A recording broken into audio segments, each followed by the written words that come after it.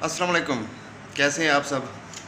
अच्छा, कल एक दोस्त ने कमेंट किया कि भाई स्पुर्दारी वाली गाड़ी क्या होती है, स्पुर्दारी कैसे होती है और लिबर्टी वाली गाड़ी क्या होती है। अच्छा, ये दोनों टॉपिक्स ऐसे हैं कि मैं भी इन पर काफ़ी अरसे से वीडियो बनाना चाह रहा था और बाई चांस ये मेरी फील्ड से रिलेटेड भी थे, तो मैंने सोचा कि मैं आज इसी पर वीडियो बना लेता हूँ कि स्पुर्दारी किन सूरतों में करानी पड़ती है, स्पुर्दारी होती क्या है और आया स्पुर्दारी वाली गाड़ी लेनी चाहिए या नहीं लेनी चाहिए, और लिबर्टी वाली गाड़ी क्या होती है, लिबर्टी वाली गाड़ी की क्या किस्में होती हैं। अच्छा, ये दोनों अलग अलग टॉपिक्स हैं, इन दोनों को एक ही वीडियो में तो नहीं कवर कर सकते।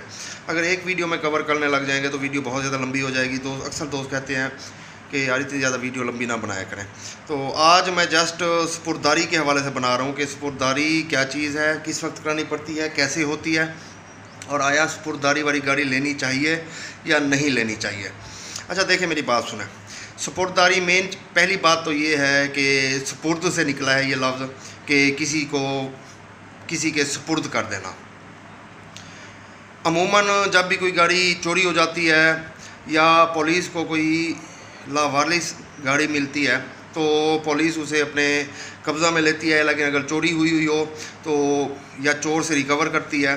तो उसके बाद जब ये गाड़ी थाने आ जाती है, पुलिस का इसे कर लेती है, तो ये माल मुकदमा में शामिल हो जाती है। एक तरह पुलिस की इन्वेस्टिगेशन में आ जाती है। वो प्रॉपर्टी पुलिस की केस से मुतलका केस से रिलेटेड होती है।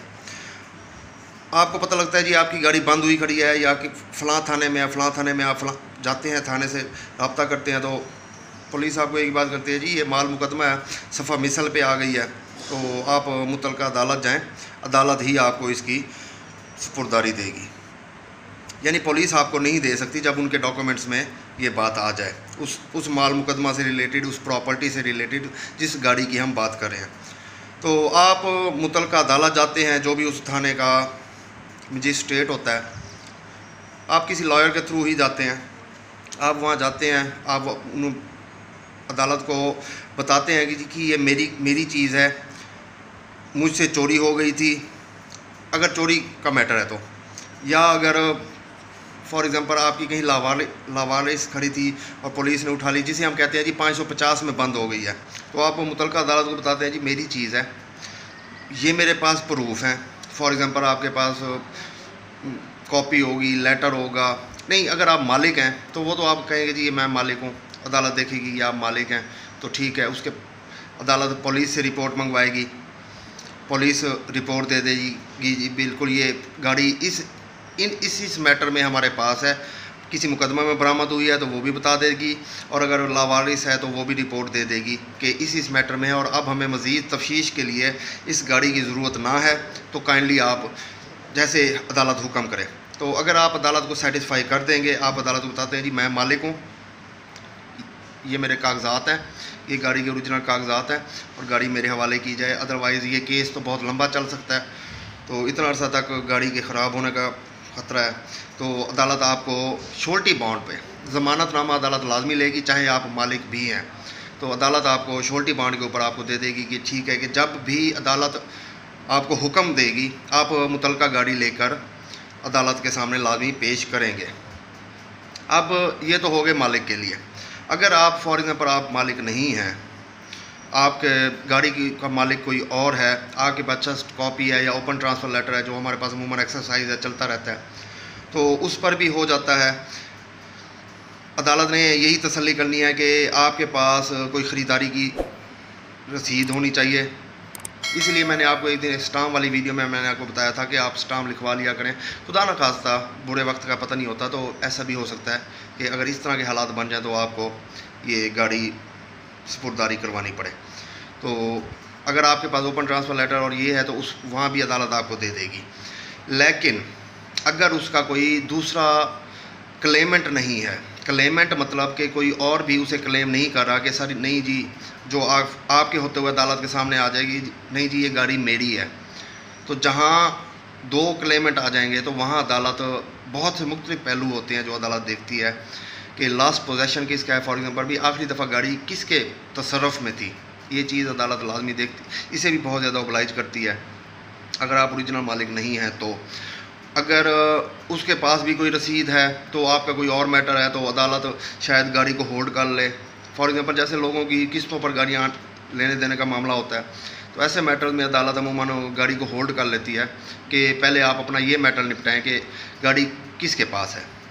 तो अगर फॉर एग्ज़ाम्पल आपकी गाड़ी चोरी हो जाती है, अगर आपकी गाड़ी चोरी हुई है, आपने पर्चा करवा दिया है, उसके बाद वो गाड़ी रिकवर हुई है, वो रिकवर किसी और से हुई है, यानी जो मुलजिम था, जो जिससे गाड़ी बरामद हुई है, उसके तसर्रुफ में आखिरी दफ़ा थी, लेकिन ये वो मालिक नहीं होगा, उसका मालिक उसके आप होंगे, क्योंकि लीगली तौर पर उसकी रिपोर्ट आपने करवाई है, तो अदालत लाजमी आपको दे देगी।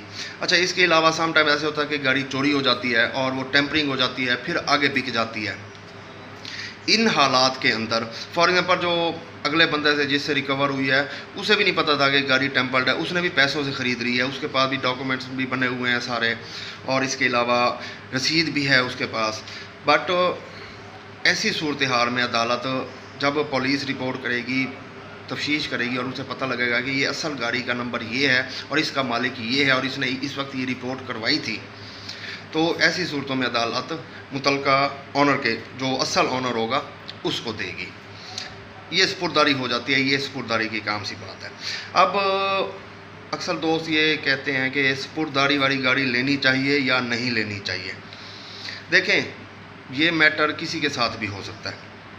अगर उसमें टेम्परिंग नहीं आई, अगर गाड़ी को टेम्पर्ड नहीं किया गया, तो स्पुर्दारी का वाली गाड़ी का कोई मसला नहीं है। वैसे भी कागजात में वो सामने नहीं आएगी, वो बिल्कुल सामने नहीं आएगी, तो उसे लेने का कोई मसला नहीं है। सम टाइम्स ऐसा होता है कि कुछ दोस्त क्या करते हैं कि फॉर एग्जांपल एक गाड़ी चोरी हो गई है, उसकी उन्होंने FIR भी करवा दिया है, कुछ टाइम के बाद गाड़ी रिकवर हो गई है, उन्हें पता लगा है, उन्होंने जाकर मुतलका थाने के जो भी जिस थाने में रिकवर हुई है वहाँ के मजिस्ट्रेट से जाकर उन्होंने स्पुर्दारी करवाई है और गाड़ी लेके उन्होंने कहा जी शुक्र है जी हमारी गाड़ी मिल गई।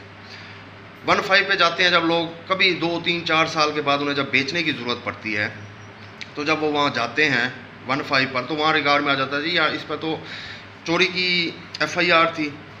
एक गलती कर जाते हैं कि अगर आपकी गाड़ी खुदा ना खास्ता इस तरह का मिसहैप हो जाता है, आपकी गाड़ी चोरी हो जाती है, आपको रिकवर भी हो जाती है, विदाउट टेम्परिंग रिकवर हो जाती है आपको, कि वो अपने असल चेसिस नंबर के अंदर है, तो आप एक काम किया करें, ऐसे हालात के अंदर आपने जो FIR है उसमें से आपने उसके डाटा में से ये बात लाजमी निकलवा देनी है कि ये गाड़ी चोरी हो गई थी। आपने एक एप्लीकेशन सी आई थिंक देनी पड़ती है, वो आप दे देंगे कि पुलिस अपने मुतलका रिकॉर्ड के अंदर इसे दुरुस्त कर ले कि मेरी गाड़ी मिल चुकी है और इस वक्त भाई उस पर कोई इस तरह का एलिगेशन अब मज़ीद नहीं है। ये 1-5 पर जो अमूमन ये आ जाती है ना कि 1-5 क्लियर नहीं होती, इस पर FIR है, वो ये मैटर होता है। तो कुछ दोस्त नहीं समझते, ये छोटी सी बात होती है बिल्कुल। तो ऐसा मैटर हो जाए तो ये छोटा सा काम है, ये लाजमी कर लीजिएगा। ये होती है जी स्पुर्दारी, बिल्कुल छोटी सी आम सी बात है, इतनी ज़्यादा मुश्किल नहीं है। आपको गाड़ी स्पुर्दारी वाली गाड़ी लेने का कोई इशू नहीं है, आप इजीली ले सकते हैं। मैं कोशिश करूँगा कि लिबर्टी वाली गाड़ियों की इकसाम भी और उनमें से कौन सी किस टाइप की लिबर्टी वाली गाड़ी लेनी चाहिए या नहीं लेनी चाहिए, मैं उस पर भी इंशाल्लाह बहुत जल्द डिटेल से वीडियो बना दूंगा। आज की वीडियो इतनी थी। वीडियो कैसी लगी है कमेंट सेक्शन में लाजमी बताइएगा। अगर वीडियो अच्छी लगी हो तो लाइक सब्सक्राइब करना मत भूलिएगा। अपना ख्याल रखिएगा, दुआओं में याद रखिएगा। अल्लाह हाफिज़।